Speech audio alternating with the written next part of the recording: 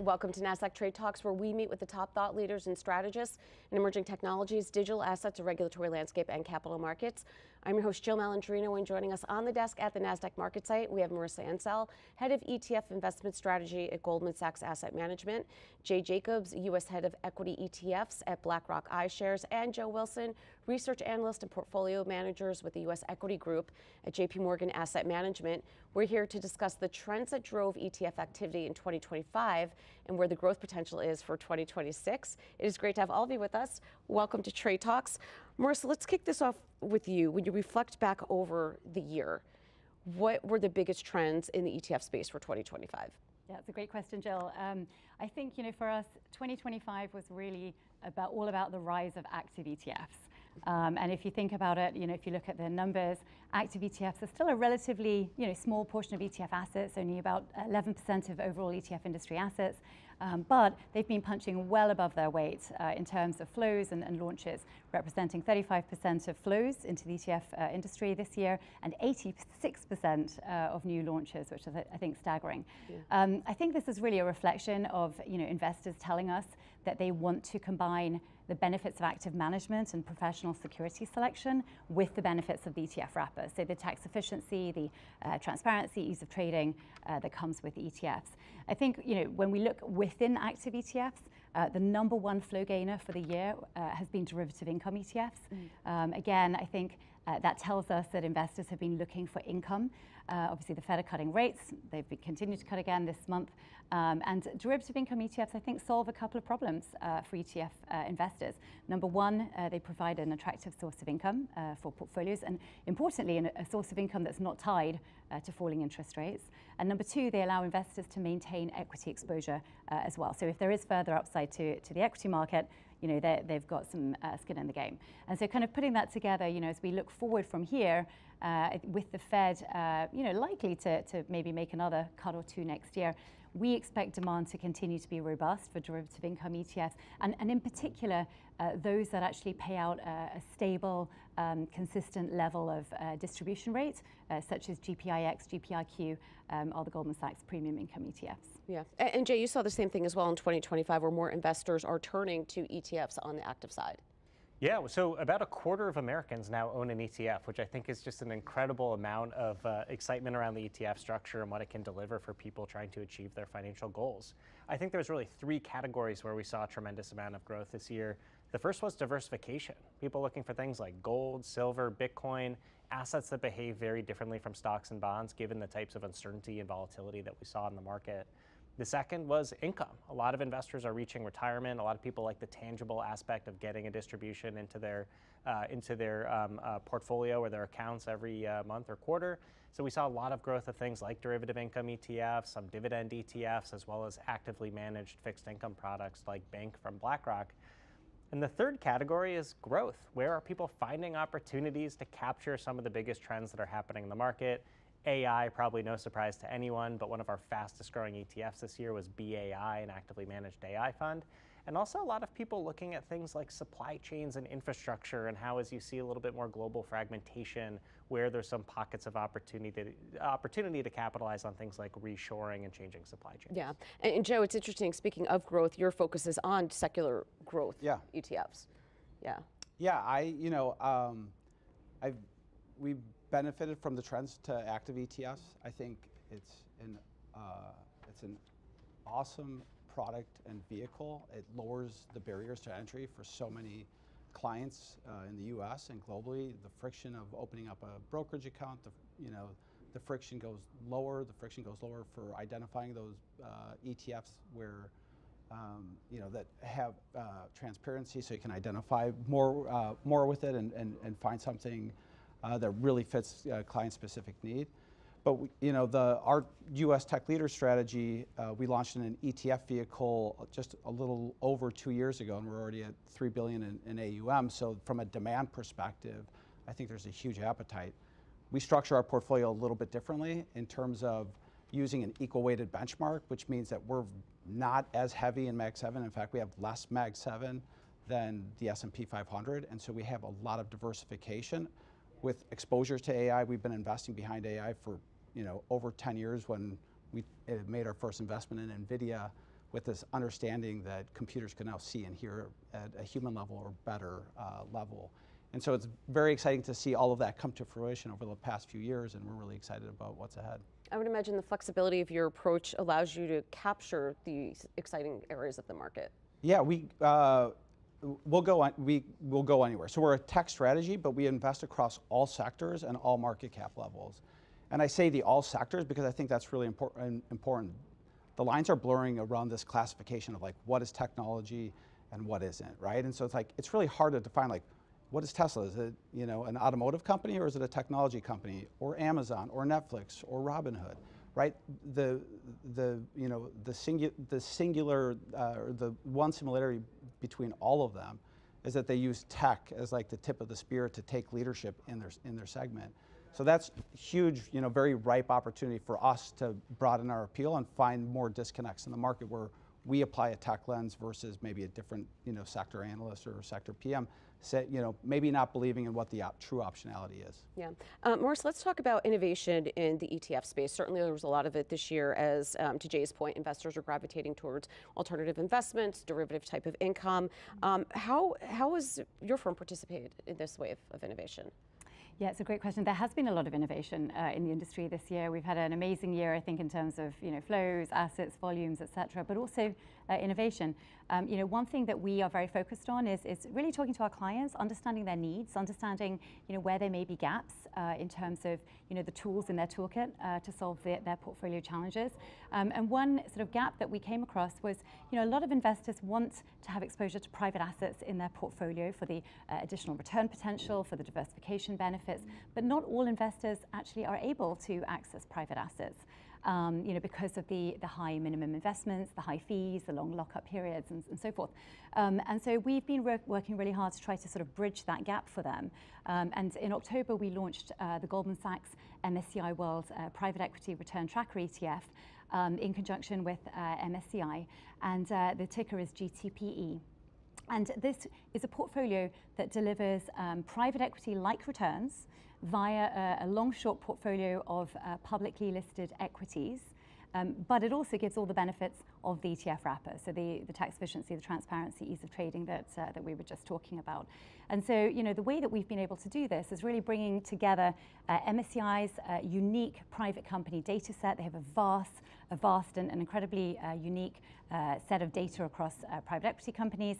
Of course, their world-leading indexing capabilities, harnessing that along with Goldman Sachs Asset Management's experience in systematic investing and in particular in liquid alternatives strategies, and bringing all that together to deliver something that's pretty unique, excuse me, and I think has a couple of very interesting use cases. I mentioned investors who want private asset-like exposure but maybe can't quite do that. So this solves that problem for them. It bridges that gap. So I think it's actually pretty transformational for those types of clients. Yeah. But at the same time, for other investors who actually can and maybe do access private equity directly, oftentimes they're sitting waiting for their capital to be called, and you can be waiting for a really, really long time. Yeah. And so this can be a really good option for them as well, as a place to sort of get those private equity-like returns, while waiting to get their direct access. Yeah. And Jay, I would say for 2025, markets are increasingly thematic, for sure.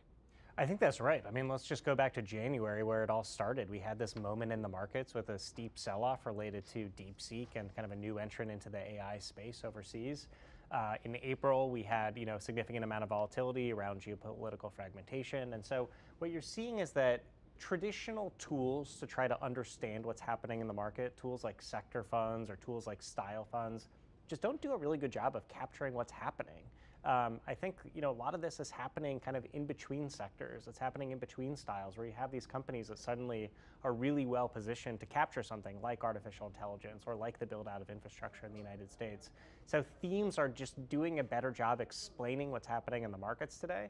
And we're starting to see that's changing how people build portfolios, where they're not so much just dissecting the market into different sectors, but instead really kind of looking for these opportunities and themes where they see long-term secular opportunities. Which is interesting because it allows more diversified exposure as well, rather than just being, only the tech sector. Now you can incorporate, some energy themes in there and data center infrastructure themes as well, because for this AI build out, it's going to be necessary to invest in all these areas. That's absolutely right. I mean, we brought out a product just a couple months ago, Power, which is looking at the power infrastructure, looking at different fuels, generation, distribution of power, because it's all really related to the AI opportunity and the changing amount of infrastructure and investment in the United States. So yes, there's ways to kind of look at across the economy and different ways to play these long-term similar themes. And certainly, and Joe, the conversation around bubbles has really been present this year as well.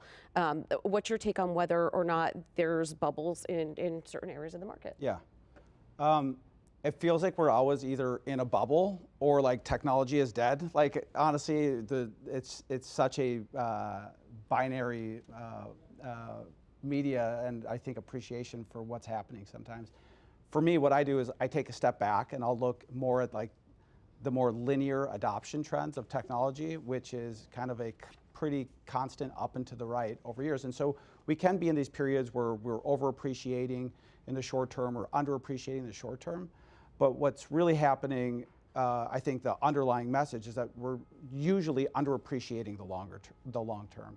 And so, for AI, are we in a bubble? I don't think so. We have we just actually came back from a trip to Silicon Valley last week where we were meeting with over 20 companies on a research trip, and a lot of them directly in AI, either using their cash balances in CapEx and buying infrastructure, and or being the seller of semiconductors and hardware.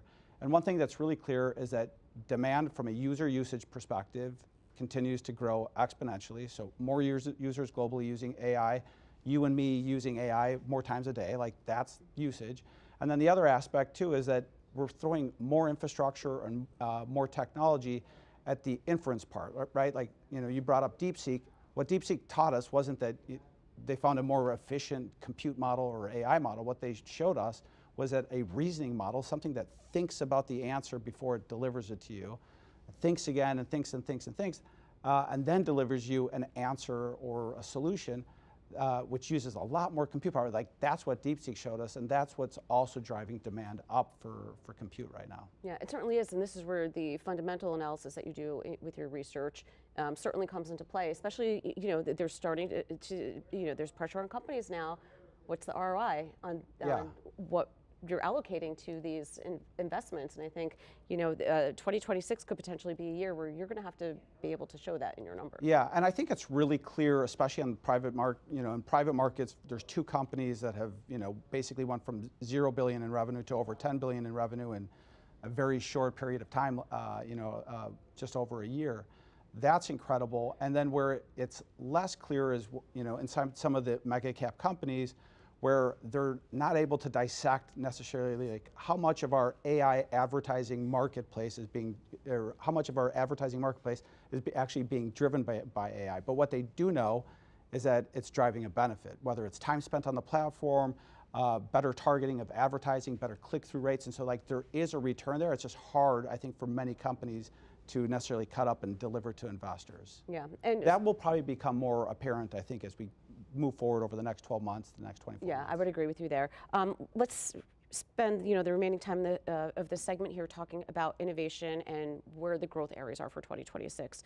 Marissa, the ETF industry, you ask yourself every year, how many more products could they put out? What's the next step in terms of finding where the growth is and continuing to deliver innovation?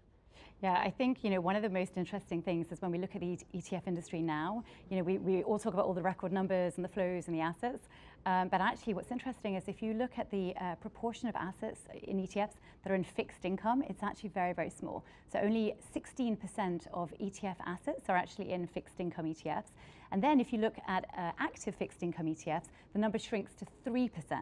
So that to me is quite shocking. Only 3% of US ETF assets are in actively managed fixed income ETFs. And so I think that is definitely an area that has a lot of growth potential. When I take a step back and I think as well about the fixed income market and think about the scale, the fragmentation, the inefficiencies, the structural inefficiencies of fixed income, it's an asset class that I think really lends itself to not only the benefits of active management and active bond selection, but also the benefits of the ETF wrapper, so all the excuse me, the liquidity, the transparency, the ease of trading of the ETF wrapper. And so, we actually at Goldman Sachs Asset Management, we've launched a number of actively managed fixed income ETFs. Over the last 18 months, we've launched 14 new actively managed fixed income ETFs. And these are not new strategies. These are strategies, in most cases, that we've been running for years in other vehicles. But what we've been doing is working on bringing those to our clients in the ETF wrapper for the reasons that I just mentioned. So, and we've done this across sectors. So, in credit, we've got IGL, in IG credit, we've got suite in the municipal bond space, for example, GMUB. We've got bonds, even in the core bond space, like GBND. So. Yeah, and Jay, of course, BlackRock, the big opportunity there is tokenization to get access to investment products offered by the company. I think we're still very early in kind of the penetration of digital assets within TradFi, if you want to call that, the wealth advisory space or individual investors. Our Bitcoin ETP, IBIT, has been the fastest growing ETF of all time. It nearly touched $100 billion. And yet you still see so many people are new to digital assets, understanding kind of what is Bitcoin, how might it play in my portfolio, how does it relate to gold, how does it relate to stocks and bonds. And so this journey, which has been so accelerated in the last 2 years, is still really in its early innings. And I think this will be a big shift next year. I think the other thing to look at, which is a little bit related, because it's still all in this diversifier bucket, is going to be liquid alts. This is a corner of the market that just has largely existed in the mutual fund space for a long time. We brought out a multi-strat fund, iAlt, just in the last week, which is really a liquid alt product that can sit alongside stocks and bonds, but give you a lot of diversification, run by our BlackRock systematic investing team. And iAlt is really kind of like our leading ticker to bring liquid alts into that ETF structure for everyone. Yeah, and you bring up something interesting in your notes too, that with increasing choices and accessibility for investors, from a fiduciary perspective, you have to ask yourself, can we or should we? And I think that's a great point that you bring up. I think that's right. There are so many products coming into the market right now, and I think it just puts a lot of emphasis on quality. What is the product that's being brought to market? How is that going to impact an investor? Is it going to achieve the goal that they're looking for? Was this brought out with thoughtfulness on what is the investment case? Is this the right structure for this product? Is it best in class? And so I think, unfortunately, this requires a lot more homework for investors, but read beyond the name of the product and really try to understand, is this a high quality product before you add it to a portfolio? Yeah, I think that's excellent advice. Appreciate all of your insights. Thanks for joining us on Trade Talks, and thanks for joining me from MarketSite. I'm Jill Malandrino, Global Markets Reporter at Nasdaq.